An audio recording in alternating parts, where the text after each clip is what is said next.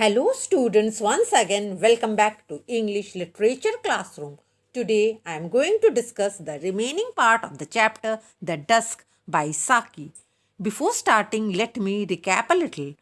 Norman Gortsby sat on a bench in a corner of the Hyde Park with his back to a fenced area of grass planted with bushes. It was 30 minutes past 6 on an early March evening. On the bench by his side sat an elderly gentleman. He had the expression of a defeated person who refused to admit his defeat. As the elderly man's figure disappeared slowly into the shadow, his place on the bench was taken almost immediately by a young man. The young man's intention was to stay at the Patagonian Hotel in Berkshire Square, but as he had got there, he found that the hotel had been pulled down. The taxi driver recommended him to another hotel some way off.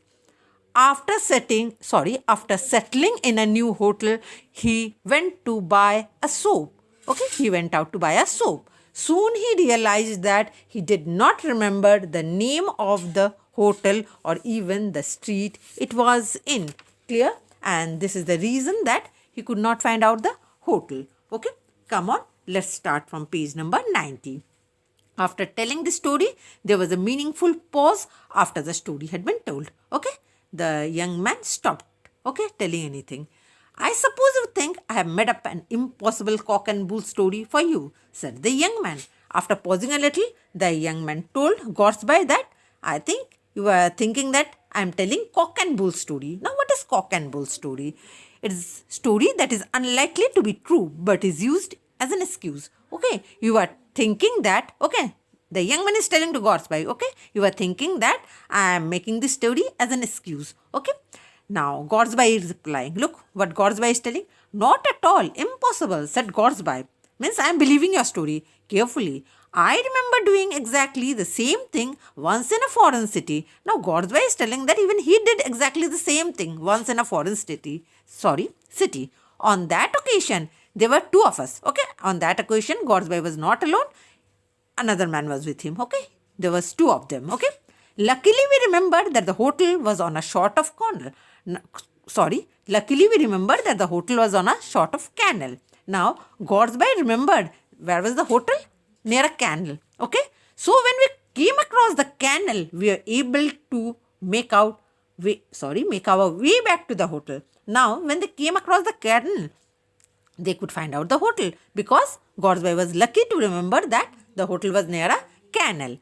The youth brightened up a little on hearing this. Now that young man brightened up after listening to Gortsby's story. In a foreign city, I would not mind so much, he said. One could go to one's consul and get the required help from him. Here in one's own land, one is far from helpless if one gets into a fix like this. Now he's telling, it is a foreign land for me. I don't know anyone here and I don't have any money also. So I am in fix. That young man is telling that I am in fix. Now, what is the meaning of fix? Fix means difficult situation. The young man is telling that his condition is very critical now. That means he is in a difficult situation because he had forgotten the name of the hotel, the name of the street where the hotel was in. Now, where he would go? Where he would spend the night? He had no friend also even in London. Unless I can find some decent chap to swallow my story and lend me some money. Now, that young man is telling that if I find some decent chap, he would listen to my story, he would believe it and he would give me money. Then only I can go somewhere. Otherwise, I have to spend the night on the bank of the Thames. That's the river, in London. Now, let's see the question. How does Norman Gortsby view Dusk? Answer. Norman Gortsby views Dusk as the hour of the defeated. Come on, let's continue. Now, that young man is telling that if anyone would believe my story, then he would give me money. Otherwise, if no one would believe my story, I have to spend my night on the bank of the Thames, that is the river. I am glad, however, that you don't think the story totally improbable. Now, the young man is telling Gortsby that I am very glad that at least you are not thinking that my story is totally false. He threw a great deal of warmth into the last remark as if perhaps to indicate the hope that Gortsby himself might be such a decent chap. Now that young man threw a great deal of warmth into the last remark, and that young man also hoped that Gortsby might be a decent chap to give him money, okay, so that he could spend the night somewhere else. Of course, said Gortsby. Now Gortsby is telling that, of course, the weak point of a story is that you cannot show me this soap. Now Gortsby is telling that, yes, I believe your story. Okay, everything is okay, but one thing is that you cannot show me the soap. Okay, so how will I believe? Young man sat forward hurriedly, felt rapidly in the pocket of his overcoat and then jumped to his feet. And now what did the young man do? Jump to his feet. Okay. I must have lost it, he muttered angrily. Now he's telling that I must have lost that soap. He's telling angrily. To lose a hotel as well as a cake of soap on the same afternoon suggests willful carelessness. Now what's Gortsby telling? That same afternoon you have lost the view of the hotel, the name of the hotel, you have lost the soap. Okay, it's intentional carelessness. Willful means intentional. Okay, said Gortsby, but the young man did not wait to hear the end of this remark. Young man did not wait there to hear Gortsby's remark. He hurried away. Okay, young man left that way. Okay, left that path. His head held high with an expression of well-practiced anger and pride, and his appearance was such that he was in very much angry as well as pride. Now, let's see the question. What kind of help is the young man looking for? Answer. The young man is looking for monetary help as he felt helpless in the city. Clear?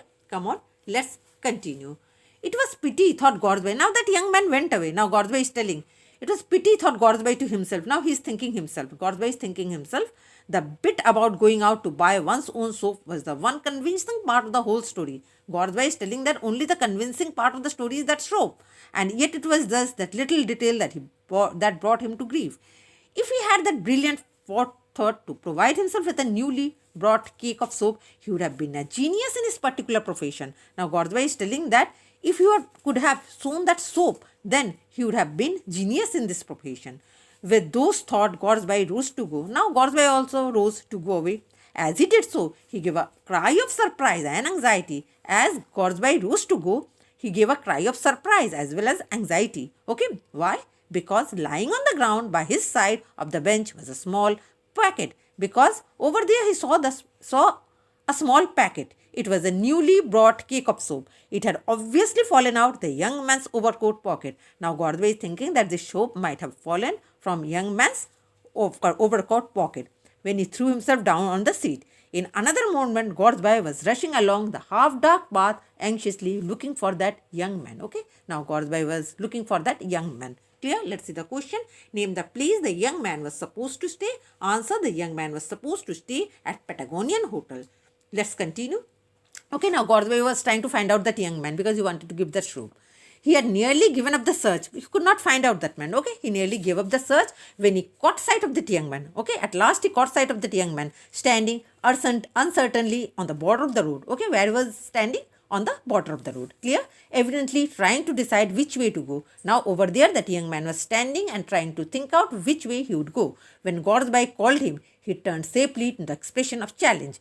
Important witness to the truth of your story has now appeared, said Gortsby. Now Gortsby is telling that important witness of your story has now appeared, holding out the cake of soap. Now he held out the cake of soap to him.